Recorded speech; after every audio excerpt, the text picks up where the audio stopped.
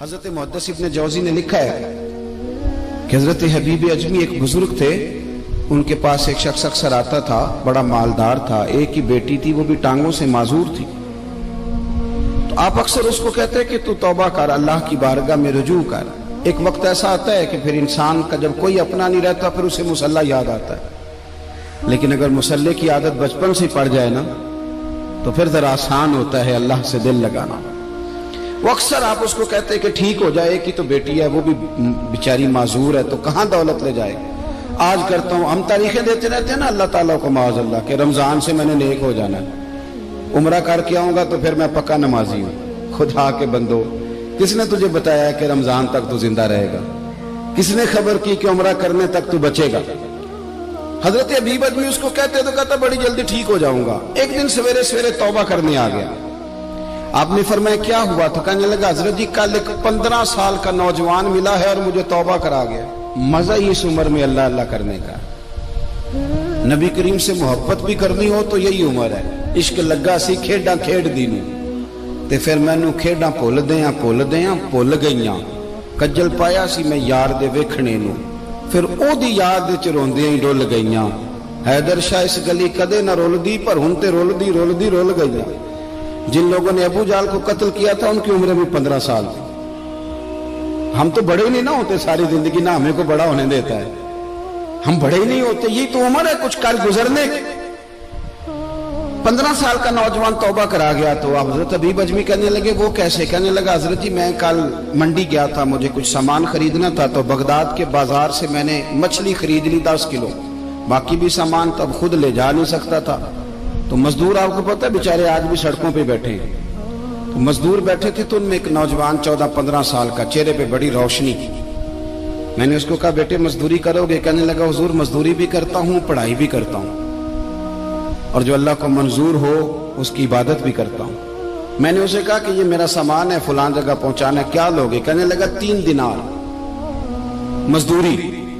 سودا طے ہو گیا، اس نے سامان اٹھا لیا۔ کہتے ہیں رستے میں ظہر کا وقت ہو گیا، کہنے لگا چچا اگر اجازت ہو تو نماز پڑھ دوں۔ 15 سال کا جواب۔ کہتے میں رکھ کے نا وہاں سامان تو پھٹے پہ بیٹھ گیا، وہ نماز پڑھنے چلا گیا، باقی لوگ دیر سے آئے، وہ بچہ جلدی آ گیا۔ میں نے کہا بیٹے آپ جلدی آ گئے؟ کہنے لگے نفل چھوڑ دیے، آپ یہی نہ سمجھ لیں کہ کام چور ہے، میں بعد میں پڑھ لوں گا۔ کہتے ہیں وہ دوپہر کا وقت، رمضان بھی نہیں تھا، میں اس بچے کو نوجوان گھر لے گیا اور میں نے اپنی بیوی سے کہا کہ بڑا نیک ہے، نمازی ہے، اور راستے میں یہ بھی ہوا ہے کہ میں نے اسے ایک دفعہ کہا ہے کہ یہ مجھے تھوڑی دیر کے لیے دے دو، گرمی بڑی ہے، تمہیں پسینہ آ رہا ہے، میں اٹھا لیتا ہوں۔ کہنے لگا نہیں چچا میں رزق حلال کھاتا ہوں، اگر آپ اٹھائیں گے تو میں 3 دینار مزدوری پوری نہیں لوں گا، پھر پیسے کم کروں گا، میں نے طے کیا ہے کہ اٹھاؤں گا۔ تو کہتے ہیں میں نے اپنی بیوی کو بتایا تو بڑی متاثر ہوئی، کہنے لگی دوپہر کا کھانا پک گیا، اسے کو روٹی کھا لے، رمضان بھی نہیں تھا۔ کہتے میں باہر نکلا، اس کو 3 دینار تھمائے، تو میں نے کہا بیٹے ایک بات میری مانو گے؟ کہنے لگا بتائیے۔ میں نے کہا کھانا پکائے کھا لو۔ کہنے لگا میں معافی چاہتا ہوں، میں نے روزہ رکھا ہوا ہے۔ حضور نے حکم دیا، حکم نبی کریم نے حکم دیا، بخاری مسلم کی حدیث ہے، فرمایا نوجوانوں اگر تمہارے پاس طاقت ہے تو نکاح کر لو ورنہ روزے رکھو۔ حکم دیا، یا نکاح اور یا روزے، یہ سرکار کا حکم ہے۔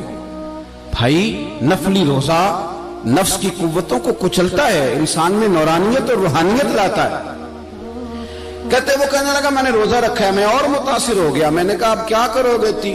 کہیں اور جانا ہے؟ کہنے لگا نہیں، میں جس دن 3 دینار کما لیتا ہوں پھر میں مزید لالچ نہیں کرتا، باقی وقت یا قرآن مجید پڑھتا رہتا ہوں یا نبی پاک پہ درود شریف پڑھتا رہتا ہوں۔ آپ بتائیں؟ تو میں نے کہا کہ افطار میرے ساتھ کر لو۔ کہتے ہیں میں اسے مسجد چھوڑ آیا اور خود میں لوٹ آیا، افطار کے بعد میں اسے لایا، کھانا کھلایا، عشاء پڑھی، اس کا گھر دور تھا، میں نے ڈرائنگ روم کھول دیا، بیٹھک کھول دی، وہیں وہ سو گیا۔ میری 20 سال کی معذور بچی کبھی چل نہیں سکتی تھی، کوئی طبیب کوئی حکیم میں نے چھوڑا نہیں تھا جس کو دکھایا نہ ہو، ایک ہی بیٹی وہ بھی معذور پیدائشی۔ اس کے کمرے میں گئے، میاں بیوی اسے کھانا کھلا اور بتایا بیٹے ایک نوجوان ہے، بڑا نیک ہے ہمارے گھر میں، آج بڑا پرہیزگار۔ پتہ ہے حضور نے کیا فرمایا؟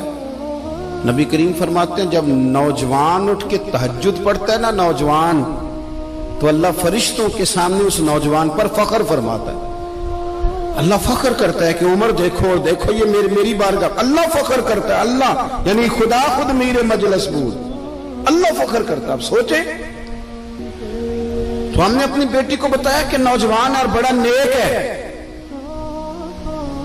تو کہتے ہیں وہ کھانا کھلا کے ہم واپس آ گئے. آدھی رات کا وقت ہوا تو دروازے پہ دستک ہوئی. بچی اپنے کمرے میں سو رہی تھی, ہم اپنے کمرے میں, وہ بیٹھک میں. گھبرا کے اٹھے کہ اس وقت کون ہے دروازے پہ؟ تو بیٹی کہنے لگی ابا دروازہ تو کھولنا. کہتے ہیں دروازہ کھولا تو 20 سال ہو گئے تھے بیٹی کو, کبھی اس نے چل کے نہیں دکھایا تھا, کبھی دوڑ کے ادھر جاتی کبھی ادھر آتی. کہتی الحمدللہ اللہ نے میری ٹانگیں ٹھیک کر دی. ہم دونوں رونے لگے, اے اللہ تو کتنا کریم ہے, کیسے ہوا بیٹے سارا کچھ؟ بیٹی کہنے لگی ابا آپ نے کہا تھا نا کہ نیک نوجوان آیا ہے, تو میرے دل میں خیال آیا اللہ اگر واقعی نیک ہے تو اس کے صدقے مجھے شفا ہی دے دے. یا ایھا الذین آمنوا اتقوا اللہ وابتغوا الیہ الوسیلہ. تو کہنے لگی ابھی میری دعا بھی پوری نہیں ہوئی تو رب کریم نے فضل کیا ہے اور مجھے شفا عطا کر دی. کہتے ہم دوڑ کے اس کے کمرے میں گئے اور جب ہم نے ہاتھ رکھا تو دروازہ پہلے سے کھلا تھا, ایک خط چھوڑ گیا تھا. آج کل کے پیر کی کرامت ہوتی تو فیس بک پہ دے دیتا, باقیوں کو بھی ذرا پتہ چلے. کہتے ہیں وہ خط چھوڑ گیا اپنے بستر پہ کہ اگر تم لوگوں کو مجھ سے محبت ہو گئی ہے تو میرے پیچھے نہ دوڑنا, اس رب کی بارگاہ میں جھکنا جس رب نے میرے اوپر بھی فضل فرمایا ہے اور آپ پر بھی کرم فرمایا. میرے نوجوان دوستو, یہ جو بچپنا ہمیں لوگ کہتے ہیں نا ابھی بچے ہو, ابھی جب آپ بالغ ہو گئے تو نماز فرض ہو گئی, سچ بولنا ضروری ہو گیا, رزق حلال کھانا ضروری ہو گیا, شریعت ساری کی ساری لاگو ہو. ایک تو درگزر سے کام لیں, دوسرا اپنی زندگی کے اندر خواہشات کو چھوڑیں. سادہ کھانا تو ویسے انسان کو تندرست رکھتا ہے.